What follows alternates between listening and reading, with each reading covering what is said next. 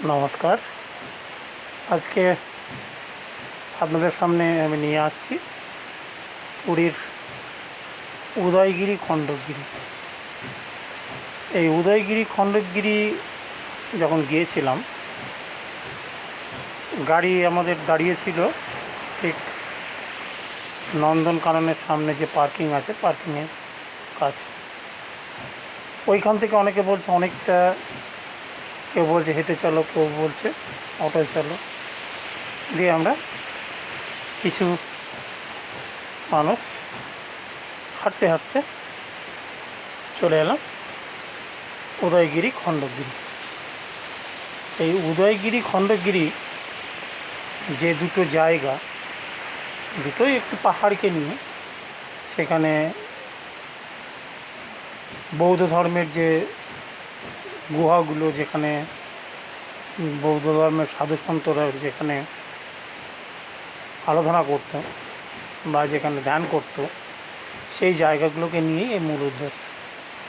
তো দুই দিকে দুটো পাহাড়, একটি পাহাড়ে কোনো কিছু নেই, শুধু গুহা আর পাহাড়ের সৌন্দর্য, আর অন্যটাই একটি জৈন মন্দির বা এই বৌদ্ধ মন্দির আর জৈন মন্দির অবস্থিত। এই দুটো পাহাড়ের আমাদের একটা কথায় কথিত আছে যে নানা মুনি নানা মত। কেউ বলছেন, এখন বর্তমান যেটা আমি দেখাচ্ছি ভিডিওতে, এটা হচ্ছে উদয়গিরি, আর এই যে এর পাশের যে গুহাগুলো দেখাচ্ছি এখন, এইটা হচ্ছে খণ্ডগিরি। আবার কেউ বলছেন না, এটার নাম উদয়গিরি, ওটা খণ্ডগিরি। এই উদয়গিরি খণ্ডগিরি নিয়ে খুব সমস্যা। তাই দুটি পাহাড়, কোনটা উদয়গিরি কোনটা খণ্ডগিরি, যাই হোক দুটোই হচ্ছে পাহাড় নিয়ে, তথাপিও উদয়গিরি খণ্ডগিরি নামে প্রসিদ্ধ। এই পাহাড়গুলিতে উঠতে যখন আমি উঠেছিলাম, তখন আমার প্রচণ্ড শ্বাসকষ্ট হয়েছিল এবং উঁচুটাও বেশ খানিকটা ভালো। আমার বাড়ির লোক, উনি তো ভাবছিলেন যে আমি উঠতে পারবো না বা অস্বস্তি বোধ করবো। তখন আকাশের সৌন্দর্যটা খুব সুন্দর উপর থেকে। এখানে উঠতে গেলে একটু সাবধানেই উঠতে হবে, তার কারণ খানাখন্দর পাথরের ওপর দিয়ে হাঁটতে হচ্ছে। সেই ক্ষেত্রে আমাদের হিসাব করে পা ফেলতে হবে। এইখানে যারা ঘুরতে যাবেন আর কি, সেই দর্শনার্থীদের কাছে আমি একটাই আবেদন বা অনুরোধ রাখবো যে বৃষ্টি হলে যেন এখানে সাধারণত কেউ না যাওয়ায়। তার কারণ প্রচণ্ড পিচ্ছিল এবং সেখানে পা স্লিপ হয়ে অনেকটা উঁচু, এবং সেটা যদি আমাদের মাটির মতো, মানে আমাদের ভূপ্রকৃতির মাটি যেগুলো আমাদের স্থানীয় গ্রাম অঞ্চলে, সেই রকম মাটি নয়, এটা সম্পূর্ণ পাথর। তো সেই ক্ষেত্রে খুব সাবধানে চলাফেরা করতে হবে। এবং এইখানে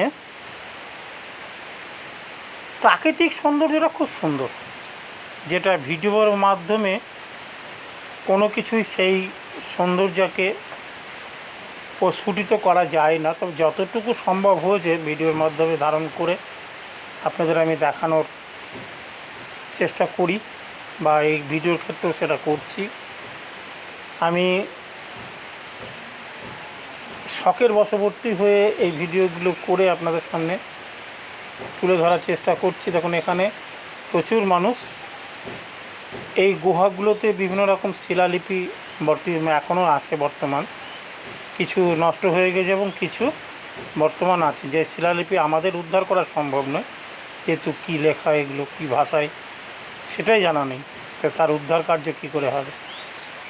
এই দুই পাহাড় মিলে একটিতে 18টা, একটিতে 15টা আপনার গুহা আছে। এই গুহাগুলোর বিভিন্ন রকম নাম আছে, যে গুহাগুলো খুব সুন্দর। বাইরে যতই আমরা যখন গিয়েছিলাম বেশ গরম, কিন্তু আমি ভেতরে ঢুকে দেখলাম পাহাড়গুলো গুহার মধ্যে আর কি, সেই গুহাগুলোতে দারুণ একটা ঠান্ডা অনুভূতি হচ্ছে, খুব সুন্দর।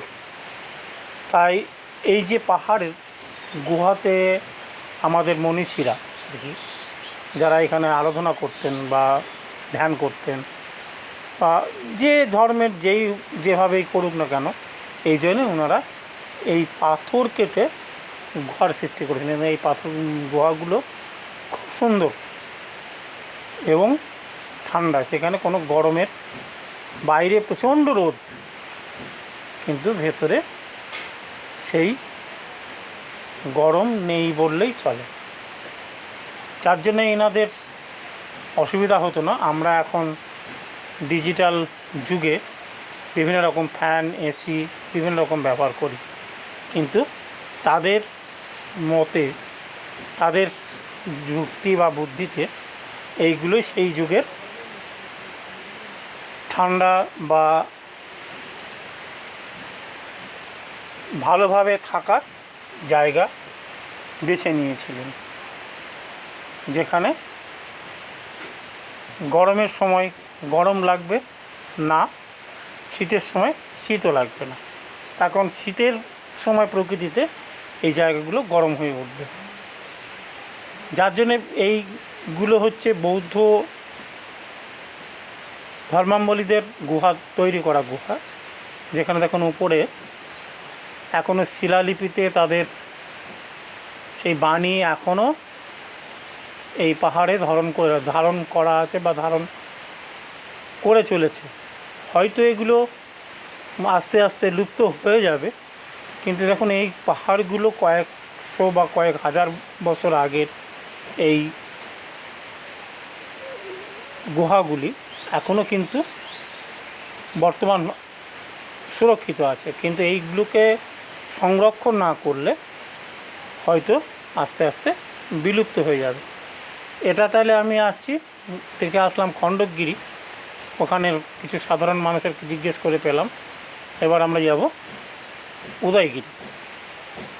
উদয়গিরি সিঁড়ি বেয়ে উঠছি। ওখানে কিন্তু খণ্ডগিরিটায় সমান্তরাল রাস্তা, উপরে অল্প ছোট ছোট সিঁড়ি, কিন্তু এটা অনেকটা উঁচু, এখানে বেশ ভালোভাবে সিঁড়ি করা আছে, যার জন্যে এখানে উঠতে ততটা অসুবিধায় পড়তে হয় না মানুষকে, কিন্তু অনেকটা উচ্চতা অনেক, যার জন্যে এখানে উঠতে গেলে অসুবিধা মানুষের হবে। এবং সাধারণত আমরা একটু বয়সকালে তীর্থে যাই, সেই তীর্থযাত্রীরা বয়সকালীন যারা আছেন তারা এই সব জায়গায় উঠতে পারবেন না বলেই মনে হয়, তার কারণ অনেকটা উঁচু এবং রাস্তা সংকীর্ণ। যেখানে এরকম যে গুহাগুলো বলছিলাম ওইটাতে 18টি, এখানে 15টি। এখানে গুহাগুলোতে নেট সিস্টেম করে আপনার দরজা করে দেওয়া হয়েছে। হয়তো কোনো অসুবিধা হয়েছিল বা হতে পারে, এই চিন্তাধারা নিয়েই এইগুলো করা হয়েছে। আস্তে আস্তে আমরা উপরে উঠে যাচ্ছি সিঁড়ি বেয়ে বেয়ে। এই সিঁড়ি বেয়ে ওপরে এর মূল আকর্ষণ, এখানে কতগুলি মন্দির আছে, যেটা আমাদের জৈন বা বুদ্ধদেব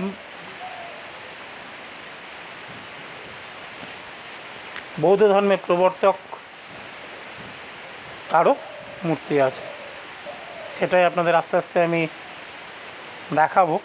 উঠছি সিঁড়ি বেয়ে, আস্তে আস্তে উঠছি ওপরে। কারণ পার্থিব যে আপনার